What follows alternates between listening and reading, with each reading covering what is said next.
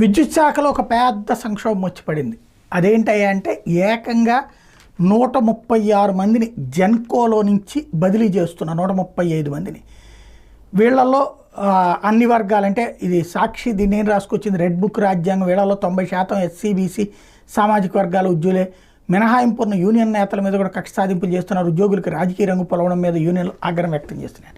వాళ్ళు ఖచ్చితంగా అక్కడ ఉద్యోగులు అనేటటువంటిది విద్యుత్ శాఖకి సంబంధించి నడిచేది ఏంటి అంటే జగన్మోహన్ రెడ్డి వాళ్ళు అనవసరంగా ఎత్తిన పెట్టుకోవడం తప్పు.